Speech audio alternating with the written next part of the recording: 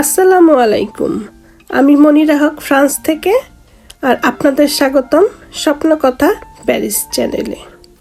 Biscuit খেতে কে না ভালোবাসে?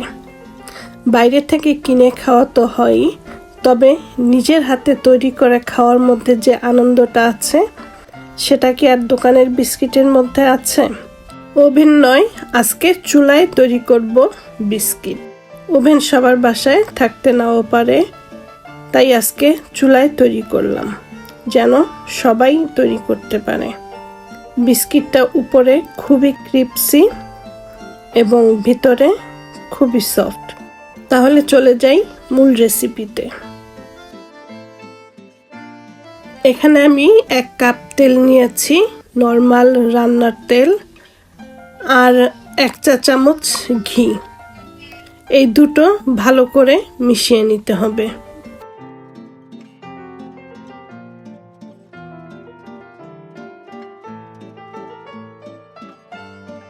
একটি বাটি নিয়ে নিলাম এবং বাটির উপরে একটি চালনি দিয়ে দিলাম। এখন এর মধ্যে দিয়ে দিব 1 কাপ ময়দা, হাফ কাপ বেসন, 1/3 কাপ সুজি, 1 চা চামচ বেকিং পাউডার। এগুলো এখন চেলে নিব।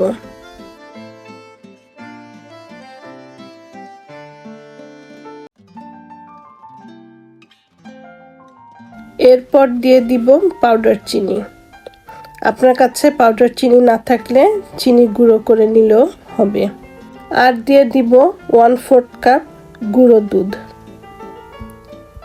এবারও আগের মতন চেলে নিব।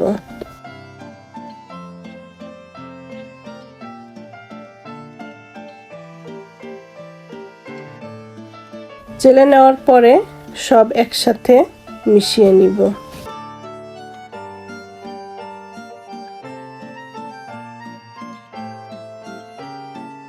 এবার যে তেল এবং ঘি গুলিয়ে রেখেছিলাম সেটা দিয়ে এগুলো মেখে নিতে হবে।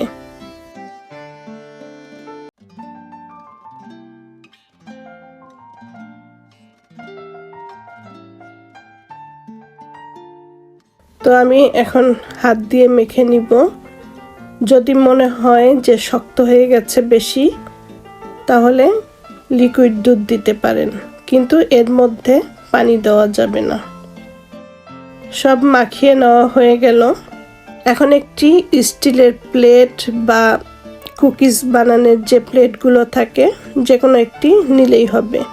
আমার কাছে স্টিলের প্লেট নাই, তাই কেক বানাই এরকম একটি প্লেট নিয়ে নিলাম। এর উপরে একটু তেল ব্রাশ করে নিব। তেলটা ব্রাশ করে নেওয়ার পরে এখন যেই ডোটা বানিয়ে রেখেছিলাম সেটা অল্প অল্প করে নিয়ে চপের মতন, আমরা যেরকম করে চপ বানাই চপের মতন করে বানিয়ে নিব।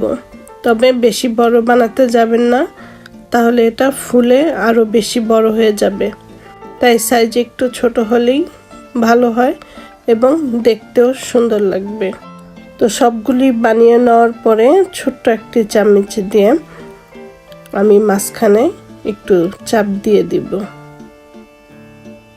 সবগুলোই একই রকম ভাবে করব। করার পরে এর মধ্যে বাদাম দিয়ে দিব। যে কোনো বাদাম দিতে পারেন, অথবা কিশমিশ, নারকেলও দিতে পারেন, যেমন খুশি তেমন। তো আমি কিছু বাদাম দিয়ে দিলাম এবং এই একই চামচ দিয়ে আর একটু হালকাভাবে চাপ দিয়ে দিব যেন বাদামগুলো ঝরে পড়ে না যায়। তো সবগুলো বানিয়ে নিলাম। এবার চুলায় কিভাবে করব সেটা দেখাচ্ছি। আমি একটি কড়াই নিয়েছি এবং এর মধ্যে রিং দিয়েছি, আর দেখাচ্ছি নিচে একটি টিনের শিট অথবা রুটি ভাজার যে তাওয়া আছে সেটাও দিতে পারেন। তো এরকম দিয়ে এর উপরে বানানো বিস্কিটগুলি দিয়ে দিব আর ঢাকনা দিয়ে ঢেকে দিব। চুলার হিটটা মিডিয়াম থাকবে 30 মিনিট পর্যন্ত। 30 মিনিটেই বিস্কিট হয়ে যাবে। তো 30 মিনিট পর ফিরে আসছি। 30 মিনিট পর চুলা অফ করে দিলাম, আর এখন ঢাকনা খুলে ফেলবো। তবে এখন বিস্কিটগুলি নিতে যাব না, কারণ বিস্কিটগুলি নরম। যখন ঠান্ডা হয়ে যাবে তখন এটা থেকে উঠিয়ে নিব। বিস্কিটগুলো ঠান্ডা হয়ে গেছে, এখন একটি প্লেটে নিব। এরকম করে বিস্কিট আপনি যে কোনো সময় ঘরে বানিয়ে রাখতে পারেন। অতিথি আপ্যায়নে সেটা পরিবেশন করতে পারেন, অথবা ছোট বাচ্চারা তো যে কোনো সময় খেতে চায়, ওদের দিতে পারবেন। আর বিকেলে চায়ের সাথেও জমবে ভালো। তো আশা করি আজকের রেসিপি আপনাদের ভালো লেগেছে। আর ভালো লাগলে অবশ্যই স্বপ্নকথা প্যারিস চ্যানেলের সাথে থাকবেন। আবারও কোনো এক রেসিপি নিয়ে হাজির হয়ে যাব। ভালো থাকবেন সবাই। আল্লাহ হাফেজ।